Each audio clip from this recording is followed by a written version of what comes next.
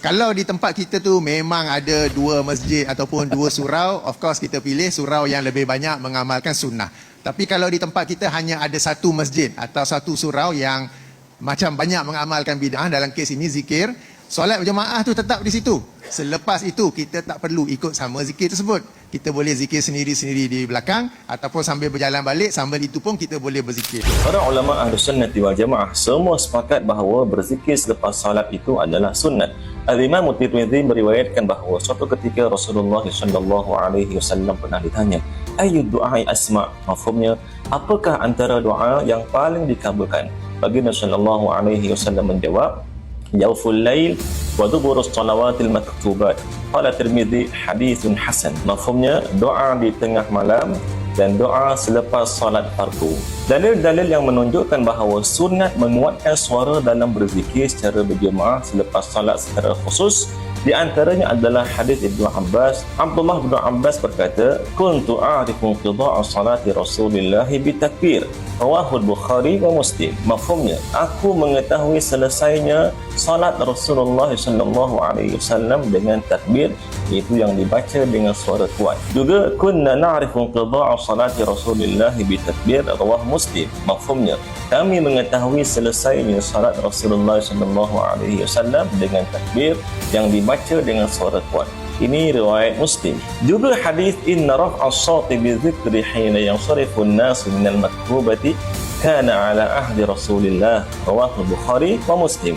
Mafhumnya, menguatkan suara dalam berzikir ketika para jemaah selesai salat fardu terjadi pada zaman Rasulullah sallallahu alaihi wasallam. Dalam sebuah hadis riwayat Bukhari wa Muslim, Ibnu Abbas dia pernah mengatakan, "Kuntu a'lamu idzan sarafu bidzalika idza sami'tu." Mafhumnya, aku mengetahui bahawa mereka telah selesai salat dengan mendengar suara berzikir yang dibaca dengan kuat itu. Hadis-hadis ini merupakan dalil bahawa dibolehkan berzikir dengan suara yang kuat tetapi tanpa berlebih-lebihan dalam menguatkannya. Mengangkat suara dengan suara yang kuat berlebih-lebihan menjerit-jerit adalah dilarang oleh Rasulullah SAW dalam sebuah hadis lain, iaitu sebuah hadis yang diriwayatkan oleh Al-Bukhari daripada Abi Musa Al-Ash'ari bahawa ketika para sahabat Nabi sampai daripada perjalanan mereka di lembah Khaybar, mereka membaca tahlil la ilaha illallah, mereka membaca tahlil dan juga takbir dengan suara yang kuat, suara yang sangat kuat, menjerit-jerit. Lalu Rasulullah SAW berkata kepada mereka, "Irba'u ala anfusikum fa innakum la tad'una asamma wala ghaiba, innama tad'una sami'an qariba." Mafhumnya, ringankanlah atas diri kalian, jangan memaksakan diri kalian menjerit-jerit menguatkan suara kalian secara berlebihan. Sesungguhnya kalian tidak meminta kepada Tuhan yang tidak mendengar dan tidak juga kalian minta kepada Tuhan yang lain. Kalian meminta kepada Tuhan yang maha mendengar dan kalian meminta kepada Tuhan yang dekat, iaitu dekat maknawi, bukan dekat jarak, iaitu Allah maha mengetahui tentang diri kita, keadaan-keadaan hamba-hambanya.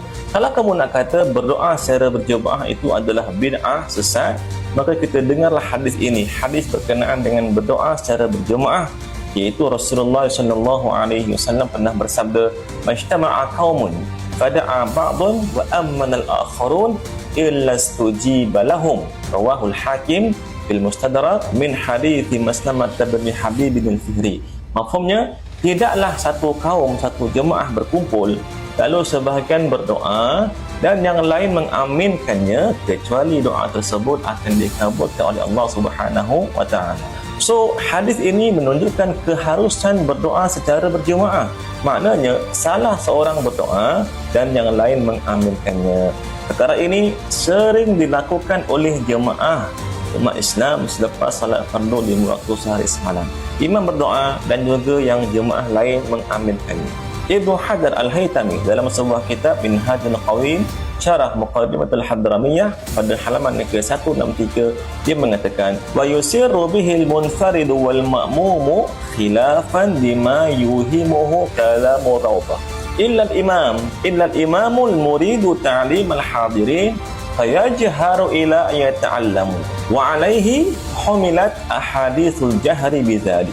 lakin istab'adahu al-Azra'i wa ikhtara nadba raf'al jama'ati aswatahum bi dzikri daiman. Mafhumnya, orang yang solat berseorangan dan makmum tidak boleh membaca zikir dan doa dengan kuat selepas solat. Bersalahan dengan apa yang difahami daripada perkataan Ar-Rawdah, iaitu melainkan imam yang hendak mengajarkan para jemaah tentang lafaz-lafaz zikir dan doa tersebut, maka dia boleh menguatkan bacaan zikirnya sehingga para jemaah mengetahui dan para jemaah boleh menghafal zikir-zikir tersebut dan doa tersebut. Dengan makna inilah difahami daripada hadis-hadis menguatkan bacaan zikir dan doa selepas solat.